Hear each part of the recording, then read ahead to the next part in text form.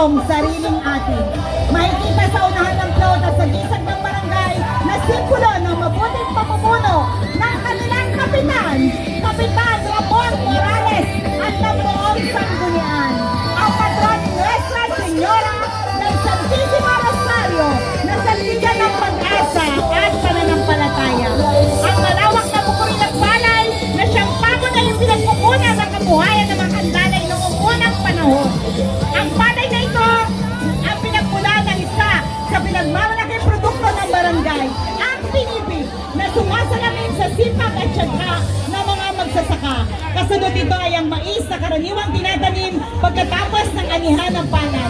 Pinapakita nito ang kasipagan at diskarte ng magsasaka upang masulit ang bawat panahon ng pagtatanim at mapanatili ang tuloy-tuloy na produksyon ng pagkain. Hindi rin mawawala sa flow ng bahagi ng hayupan, mga alagang manok at bibe na nagbibigay dagdag kabuhayan sa mga pamilya sa Bukirin. Pinapakita rito ang balanseng pamumuhay sa agrikultural at paghahayupan. Makikita rin ang makukulay at buhay na tanawin ng Bongbong's Garden na sumusibolo sa pag-usbong ng turismo at kagandahan ng kalikasan sa Barangay Canlalay. Isang paalala na ang barangay ay hindi lamang agrikultural, kundi may potensyal din sa ecotourism. Isa rin tampok sa laptop ang kinikilalang pasalubong ng Edna's Pasalubong na sumusibolo sa pag-unlad ng lokal na negosyo at pagiging malikhain ng mga mamamayan sa paggawa ng produktong may pagmamalaki sa buong binyang at higit pa.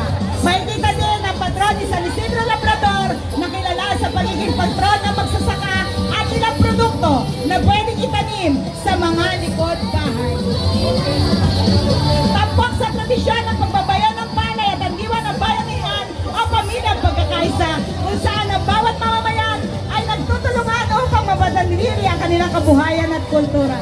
Ito ang puso ng Barangay Canlalay, isang komunidad na nagkakaisa sa pagharap sa kawa ng panahon. Makikita din na naglalakihang puto na bida sa Puto Latin Festival. Ang Barangay Landcode ng Barangay Canlalay ay hindi lamang isang panamuti, kundi isang buhay na kwento ng kasaysayan, kasipagan, pagkakaisa. Pinapakita rito ang pinagmulan, kasalukuyan at patuloy na pag-unlad ng barangay mula sa Bukirin hanggang sa modernong komunidad na may pagmamalaki sa sariling kultura at produkto. Muli, upload ng Barangay Canlalay! Kasama nila si Kap Ramon Morales nasa gilid. Siyempre, andito na ang Barangay Timba! Wow! Wow! Timba! Wow! Noong unang panahon ng Barangay Timbao ay may malawak na palayan. Dahilan kaya isa ito sa pinagkukunan ng bigas at malagkit na pangunahing sangkap sa paggawa ng mga puto. Taglay ng aming karosa ang bagong lutong puto binyan na kilala sa buong bansa sa angking sarap nito. Katabi ang nyog na may gata na siyang pangunahing sangkap sa paggawa ng latik at ang sinao ng gamit sa pagkakayod ng nyog. Mayroong maglalatik na umiikot sa ibabaw at nagsisilbing alaala sa atin ng kahapon at dahilan kung bakit ang bawat binyanense ay nagdiriwang ng Puto Latik Festival ngayon.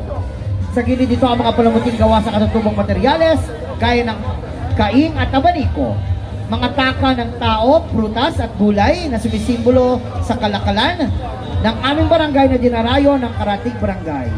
Laging kaisa ang Barangay Timbao sa pagpapahalaga sa kultura ng ating bayan. Hanggang namin din sa matagumpay na pista ng Bayan ng Binyan. Mula sa Timbaweños, maligayang Puto Latik Festival! Barangay Timbao! Wow na wow! Sa Timbao!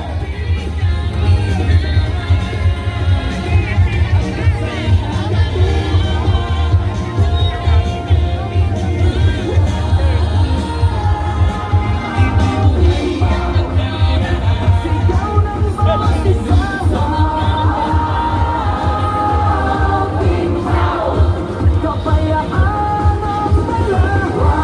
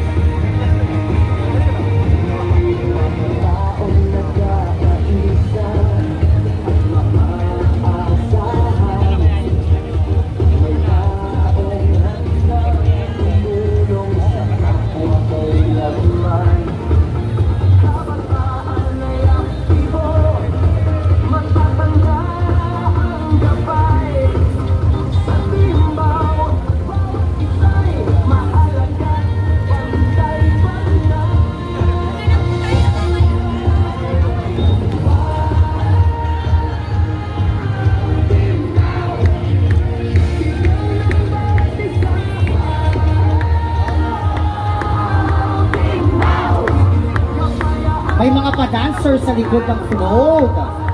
At kasama din sa float si Cap. Ayan. At si Kapitana, kasama din. Ayan. Nasa float ang ating kapitan at kapitana ng Barangay Timbao. At kasulukuyang umiikot po ang ating mga hurado.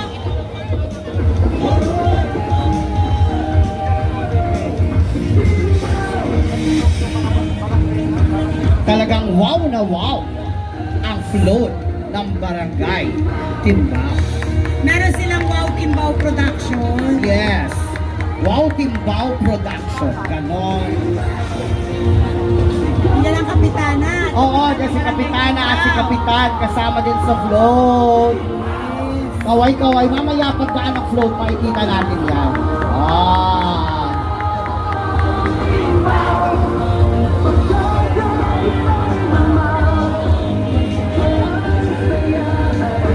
Kapitana Myla, hi! Hindi tayo makita ni Kapitana. Hello po! Yes! Hey! Hey! Hey! Hey! Hey! Hey! Hey! Hey! Hey! Hey! Kailangan tumatalon! Hey! Hey! Hey! Hey! Hey! Hey! Hey! Hey! Ha? Party! Party! Ganon! Dinapo yung mga may edad. At ang ating pang-23 clone mula sa Barangay Poblacion! Grabe energy ni DJ Adi. Sa puso ng Barangay Poblacion, matatagpuan ang makasaysayang Rizal Monument of Binyan. Isa sa pinakamataas na monumento ni Dr. Jose Rizal sa bansa at isa sa pinakakikilalang sagisag ng lungsod. Ganda ni Kuya Muli Ami. tayo musbong ang konsepto ng float na ito, isang makulay na paglalakbay sa kasaysayan, kultura at buhay na pagkakakilanlan ng Binyan bilang City of Life. Tampok sa sentro ng float ang marangal na monumento ni Rizal na nakatindig bilang paalala ng katapangan, karunungan at pagmamahal sa bayan. Sa paanan nito ay matatagpuan ang 4 na kababaihang nakaupo na sumasagibusag sa mahalagang haligi ng komunidad, kultura, edukasyon, pagkakaisa at pagunlad. Huminga ka muna. Mga pagpapahalagang patuloy na nagbibigay buhay sa Barangay Poblacion at sa buong lungsod ng Binyan. Ang dominanteng kulay na kayumanggi at iba't ibang tono ng lupa ay sumisimbolo sa mayamang kasaysayan at mga pamanang istrukturang matatagpuan sa sentrong pangkasaysayan ng Binyan. Ang mga kulay na ito ay nagpapaalala na ang lungsod ay matibay na nakaugat sa kanyang nakaraan habang patuloy na sumusulong tungo sa hinaharap. Ang pinagyayaman naman ng kulay ginto ang disenyo bilang representasyon ng mga kayamanang pangkultura at pangkasaysayan ng Barangay Poblacion. Isang pamana na hindi matutumbasan ng anumang halaga. Samantala, ang kulay dilaw ay sumasalamin sa masayahin, masigla at mapaggalingang mamamayan ng Binyang na siyang tunay na nagbibigay buhay sa lungsod. Isa sa mga natatanging tampok ng float ay ang mga naglalakihang heritage-inspired lamppost at ang luntiang tanawin ng Plaza Rizal. Ang mga elementong ito ay hindi lamang dekorasyon, kundi representasyon ng isang pampublikong espasyong patuloy na nagsisilbing tagpuan ng kasaysayang, sining, pagdiriwang at pagkakaisa ng mga Binyanense. Kasama rin sa komposisyon ng float ang mga masaya at masisiglang maglalati na sumasayaw bilang simbolo ng buhay na tradisyon ng lungsod. Sila ang representasyon ng malikhaing diwa ng mga Binyanense at ng Puto Latin Festival na nagbibigay pugay sa mayamang kasaysayan sa paggawa ng puto at latin. Ang kanilang enerhiya, galaw at sigla ay sumasalamin sa komunidad na patuloy na nagpapayabong sa sining, kultura at pagkakakilanlan ng Binyang. Sa kanilang presensya, higit na nagbibigay buhay ang Plaza Rizal bilang isang lugar na hindi lamang tahanan ng kasaysayan, kundi sentro rin ng pagdiriwang at tradisyong pinagmamalaki ng lungsod. Kung saan ang kasaysayan ay hindi lamang inaalala, ito ay patuloy na sinasabuhay, pinagdiriwang at binibigyang buhay ng bawat Binyanense. Barangay Poblacion! Bakit yung mga babae sa sa gilid nung poste nakangiti? Uy, hindi nakangiti ang estatwa. Nakangiti. Barangay Poblasyong Bonggang-Bongga. Eto na. Yan! Ito na yung last natin. Ang pang-ating pang-24 na barangay mula sa barangay Santo Tomas!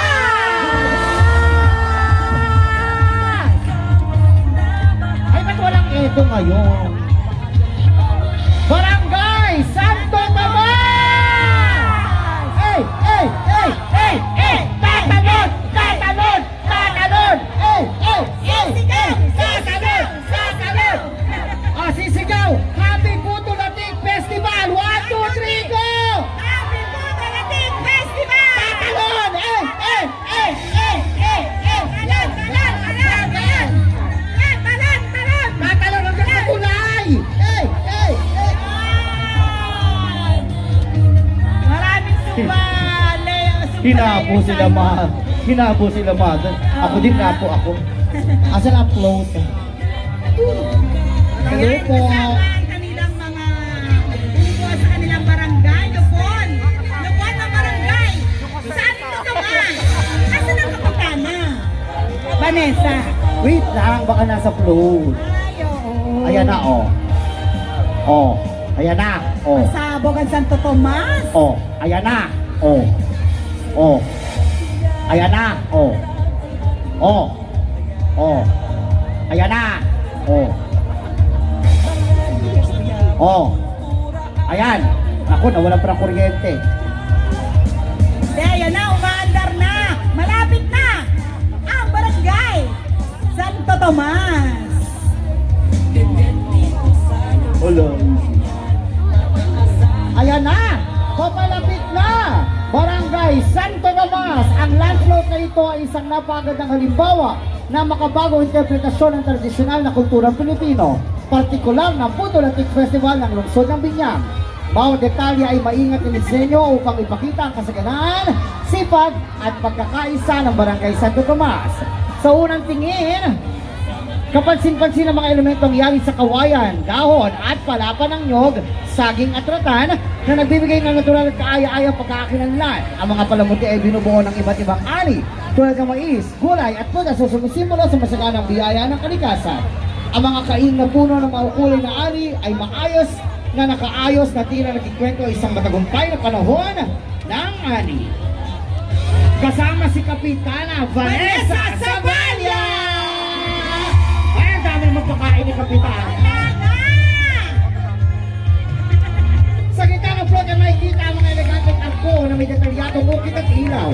Ito ay nababalot ng iba't ibang uri ng mga trigo, mga buto ng prutas at gulay na pinatuyo na nagbibigay ng mga maringal at halos may hiwagang dating sa kabuuan ng land flow. Ang mga ilaw na nakapalibot ay nagbibigay ng mainit at tanglaw, lalo na sa gabi na nagpapaganda ng bawat elemento at nagdadagdag ng dramatikong epekto. Makikita rin natin ang isang higanting figura ng baboy na siyang kilalang lokal na Diyos sa Barangay Santo Tomas. Mula noon hanggang ngayon, ilang kilalang mga bigiri ang magpahanggang ngayon ay nagbibigay ng mga trabaho sa maraming tao. Sa kabuuan, ang landlord na ito ay hindi lamang isang dekorasyon kundi isang sining na naglalarawan ng identidad, kultura at yaman ng isang barangay. Isang bayan, isang tunay na pagdiriwang ng buhay sa kasaganan na kinikilala sa buong Pilipinas. Experience Binyan, the City of Life, Angat Santo Tomas, mabuhay ang Puto Latik Festival! Kapitana Vanessa Zabalia! Hi, Kap!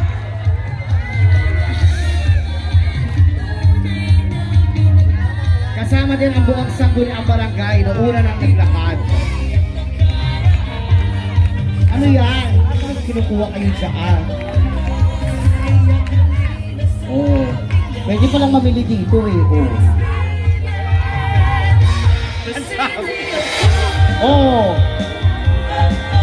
May baon na ako pauwi Pangasinan. Hoy, mag-ipon ka ng baon mo! Oo. Oy, marami na ako naiipon pauwi Pangasinan mamaya. Cash naman.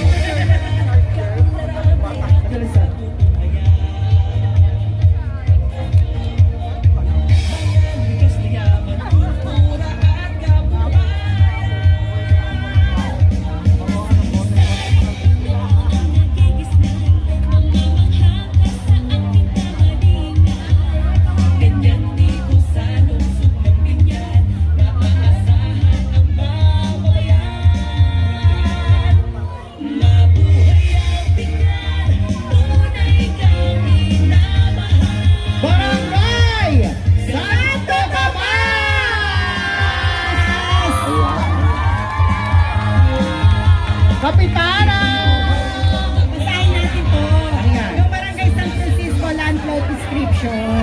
Kasi Oh. kanina hindi natin nabasa. Nabasa pero iba yung ano. Ang Barangay San Francisco ngayon, mas maunlad, mas malakas. Mula sa dating simpleng barangay na ang hanap buhay ay pagsasaka, ngayon ay masasalamin na ang pagunlad ng Barangay San Francisco. Tignan nyo ang pag-usbong, ang mga nagtataas ang buildings na sumisipulo sa pagdami